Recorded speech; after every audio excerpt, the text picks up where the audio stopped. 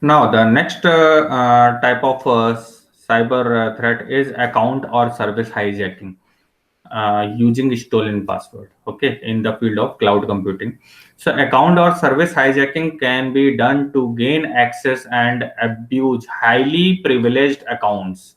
Okay, and attack methods like fraud, phishing, and exploitation of software vulnerability are carried out mostly using the stolen password. तो generally तमाम तरीके के fraud, phishing and कह सकते हैं exploitation of software vulnerability are carried out in by using this stolen password. तो किसी तरीके से पासवर्ड को चुराया, या आप देखिए तो पैटर्न देखते हैं कि भाई आप हैं तो आप जनरली पासवर्ड क्या रखते हैं, जो आपसे एसोसिएटेड थिंग्स होंगी, है ना।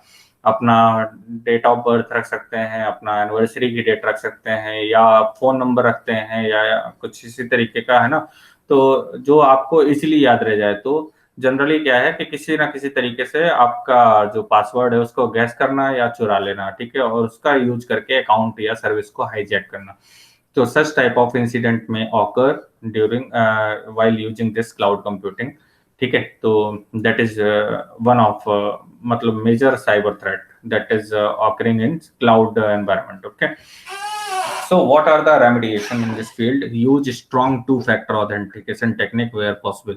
जैसे आजकल देखिए आप जैसे ही जीमेल पे लॉगिन करते हैं आता है कि make your account more secure, है ना। तो क्या बोलते हैं आपसे कि आप अपनी ईमेल आईडी और अल्टरनेट ईमेल आईडी और फोन नंबर, है ना, इसमें रजिस्टर करें। वो आप करते हैं, उसके बाद आपसे दो तीन सिक्योरिटी कोड के लिए दो तीन सिक्योरिटी क्वेश्चंस पूछता है और उनके आंसर्स पूछता है।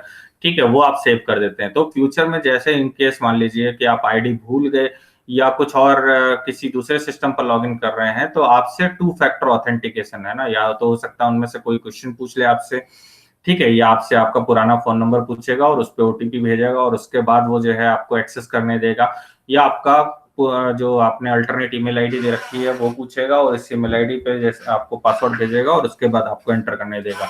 तो that is what use strong two factor authentication techniques where possible. तो जहां तक हो सके हर जगह पर आप टू फैक्टर, थ्री फैक्टर या मल्टी फैक्टर ऑथेंटिकेशन टेक्निक का इस्तेमाल करें। ठीक है, थोड़ा बहुत इरिटेशन होती है इससे, लेकिन ये आपको सेफ सिक्योर करता है। ठीक है, तो next is the organisation needs to take proper step to verify identity. जैसे आजकल होता है ना कि पहले जो क्रेडिट कार्ड या डेबिट कार्ड हुआ करते थे, इनका डायरेक्ट विड्रॉल लिमिट पहले नहीं सेट थी। अब अभी 2000 के नीचे के ट्रांजेक्शन ही आप डायरेक्ट विड्रॉल कर सकते हैं, otherwise you need to put your password over there. Okay, so अब ये क्या है, बेसिकली सेफ्टी सिक्योरिटी को बढ़ाने के लिए। ठीक है, कि किसी को कार्ड गया हुआ मिल गया, वह जाकर के सब का आया।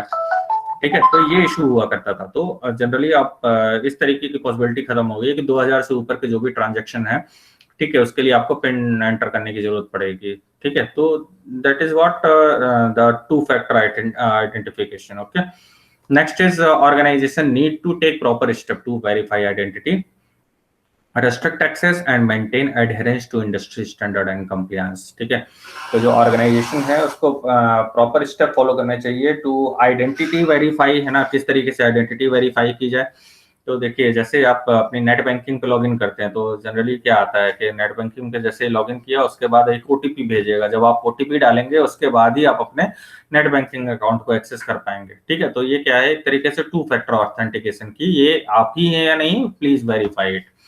ठीक है, इवन आप अपने AKTU पोर्टल में जाते हैं तो इसमें भी तो यही होता है ना कि आप जो कह सकते हैं आपसे कैप्चा देते हैं या आपको इमेज देते हैं और उस इमेज को आप क्लिक करते हैं और उसके बाद फिर फर्दर आप अंदर एंटर कर पाते हैं।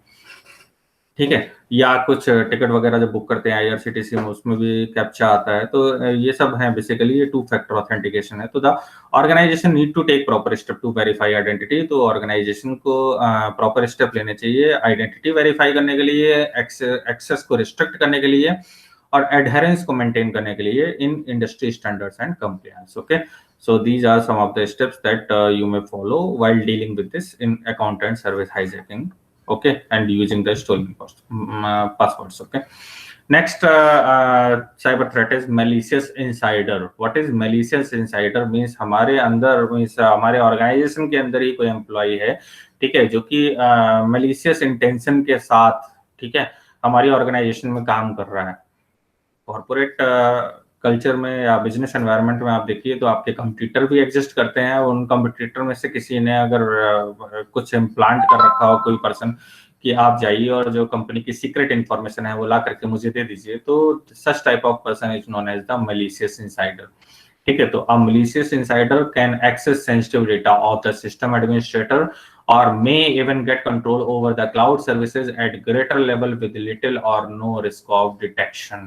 ठीक है, वो आपके ऑर्गेनाइजेशन के अंदर ही काम कर रहा है, तो आप जनरली मतलब वो कह सकते हैं कि आपके सिस्टम को और आपका जहाँ पे कंट्रोल है ना क्लाउड सर्विसेज, सब कुछ वो एक्सेस कर रहा है विद ग्रेटर लेवल और विद लिटिल और नो रिस्क ऑफ डिटेक्शन। ठीक है, आप जब आपके ऑर्गेनाइजेशन में काम कर रहा है काफी टाइम से काम, तो ऐसे भी लोग होते हैं। ठीक है, तो you need to always means try to devise such mechanism to deal with such type of people, and to identify such type of people and to deal with such type of people.